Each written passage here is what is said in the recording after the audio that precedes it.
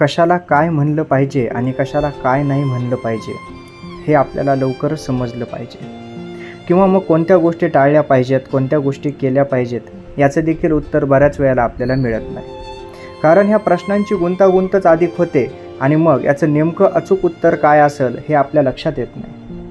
संत तुकाराम महाराज त्यांच्या एका अभंगामध्ये कशाबद्दल आपण काय बोललं पाहिजे, कोणत्या गोष्टीला साधारण नाही समजलं पाहिजे याबद्दल भाष्य करतात. असे अनेक उदाहरणं देऊन ते सांगतात की कोणत्या गोष्टीमुळं काय होत असतं, परंतु आपण त्या गोष्टीला काय समजत असतो. तर तसं न समजता ती गोष्ट कोणती आहे, ते कार्य काय आहे, त्याबद्दल आपण नेमका उच्चार करतोय का, म्हणजे नेमकं त्या गोष्टीला आपण काय म्हणतो आहोत हे देखील तेवढंच महत्त्वाचं आहे.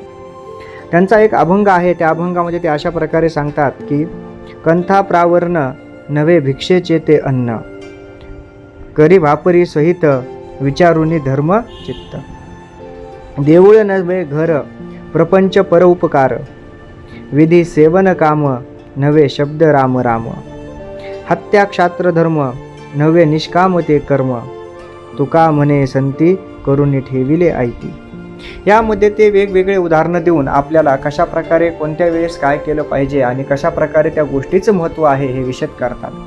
ते म्हणतात की कंथा प्रावरण नवे भिक्षेचे ते अन्न, म्हणजे जर एखादा संन्यासी असेल, एखादा साधू संत असेल, त्याचे जर वस्त्र आहे तर त्या वस्त्राला तुम्ही साधारण वस्त्र म्हणू नका.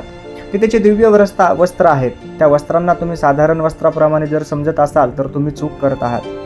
त्याच प्रमाणात त्याला भिक्षेमध्ये जे ते अन्न मिळालेलं आहे, भिक्षा मागून जे त्याला अन्न मिळालेलं आहे किंवा भिक्षेच्या रूपात त्याला जे अन्न मिळालेलं आहे त्या अन्नाला साधारण अन्न म्हणू नका, कारण ते अन्न इतर अन्नांपेक्षा वेगळं आहे. करी या परी स्वहित विचारोनी धर्म वित्त, धर्मनीतीप्रमाणे जर विचार करून आपण स्वहित केलं तर आपलं खरंच चांगलं होईल. कारण धर्मनीतीप्रमाणे जर आपण राहिलो तर आपल्याला सर्व गोष्टी सुकर होतील, आपण कुठे चुकणार नाहीत, कारण आपल्याला चुकीचा मार्गच दिसणार नाही. जो मार्ग योग्य आहे तोच मार्ग आपल्याला दिसत जाईल आणि त्याच मार्गावर आपण मार्गक्रमण करत राहू. देऊळ नव्हे घर प्रपंच परोपकार, विधी सेवन काम नव्हे शब्द राम राम, म्हणजे देवळाला तुम्ही घर समजू नका. देवळामध्ये गेल्यानंतर तिथले काय नियम आहेत त्याप्रमाणे तुम्ही पाळा, त्याप्रमाणे तुम्ही राहा. त्याला घर समजून तुम्ही स्वतःचं घर आहे असं समजू नका. आणि परोपकार करणं जर प्रपंच तुम्ही म्हणू नका असं ते म्हणतात. विधी सेवन काम नव्हे शब्द राम राम, विधीपूर्वक शास्त्रशुद्ध जर तुम्ही मार्गानं त्या व्यवस्थित नियमानं जर एखादं काम केलं असेल तर ते काम त्याला तुम्ही त्या कर्माला त्या कामाला तुम्ही भोग म्हणू नकात किंवा त्या कामाला वाईट म्हणू नकात. आणि जर राम राम हा शब्द असेल तर यालासुद्धा तुम्ही केवळ शब्द समजू नकात. ही देखील फार मोठी शक्ती आहे. कारण आपण रामायणामध्ये पाहिलं, समुद्र जेव्हा पार करायचा होता त्यावेळेस राम नावाचेच दगडांवरती राम नाम लिहिलं आणि दगडं पाण्यावर तरंगत राहिले. एवढं दिव्य असं हे रामाचं नाम आहे. ते साधं नाम नाही आहे, त्या रामामधला शक्ती, त्याची महिमा ही खूप मोठी आणि अगाध आहे. त्यामुळं नुसतं शब्दाला तुम्ही राम राम ह्या शब्दाला तुम्ही शब्द समजू नका, ती एक शक्ती आहे. हत्या क्षात्र धर्म नव्हे निष्काम ते कर्म, जर समजा शत्रूची हत्या करताना युद्धामध्ये तुम्ही हत्या केली तर मारलं तर त्याला तुम्ही हत्या समजू नका, कारण ते क्षात्र धर्म आहे. त्या धर्माप्रमाणे तुम्हाला ते करावं लागणार आहे. आणि जर एखादं कर्म निष्काम असेल तर ते कर्म नव्हे असं ते सांगतात.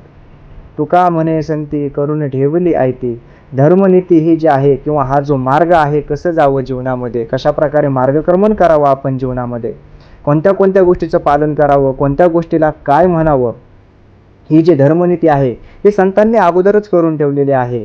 त्याप्रमाणेच आपण वागलं पाहिजे. जर आपण त्याच पदपथावर त्यांच्याच दिलेल्या रस्त्यावर मार्गावर चालत असू, त्यांच्याच दिलेल्या संदेशाप्रमाणे जर आपण जीवन जगत असू तर आपलं जीवन हे सुखकर आणि खूप स्वच्छ, सुंदर आणि चांगला असं होऊन जाईल. असा हा अगदी मोलाचा असा संदेश त्यांच्या अभंगामधून संत तुकाराम महाराजांनी आपल्याला दिलेला आहे. आणि कोणत्या कोणत्या गोष्टीचं महत्त्व काय काय असतं हे त्यांनी इथं विशद केलेलं आहे. जय जय रामकृष्ण हरी. परोपकार